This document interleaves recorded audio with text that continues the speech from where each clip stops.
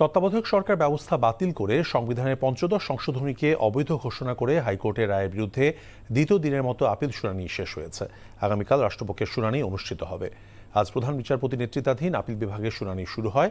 গত বছরের 13 নভেম্বর বহুল আলোচিত তত্ত্বাবধায়ক সরকার ব্যবস্থা বাতিল সহ সংবিধানের পঞ্চদশ সংশোধনীতে আনা কয়েকটি বিষয় অবৈধ ঘোষণা করে হাইকোর্টের রায়ের বিরুদ্ধে আপিলের অনুমতি দেন সর্বোচ্চ আদালত। গত বছরের 17 ডিসেম্বর বহুল আলোচিত তত্ত্বাবধায়ক সরকার ব্যবস্থা বাতিল সহ সংবিধানের পঞ্চদশ সংশোধনীতে আনা কয়েকটি বিষয় অবৈধ ঘোষণা করেন হাইকোর্ট। একই সঙ্গে সংবিধানে গণভোটের বিধান ফিরিয়ে এনেছেন উচ্চ আদালত। তবে পঞ্চদশ সংশোধনী পুরোটা বাতিল করা হয়নি এই রায়ে। পঞ্চদশ সংশোধনী আমরা বলেছি নীতি নির্ধারণী ব্যাপার যেগুলো, সেগুলো মূলত সংসদের দায়িত্ব হলো একটা প্রপার বিতর্ক করে সাংবিধানিক বিলের মাধ্যমে কোনটা অ্যাকসেপ্ট করবে কোনটা অ্যাকসেপ্ট করবে না, এই দায় দায়িত্ব পার্লামেন্টের। আদালত সেখানে হস্তক্ষেপ করা উচিত নয়।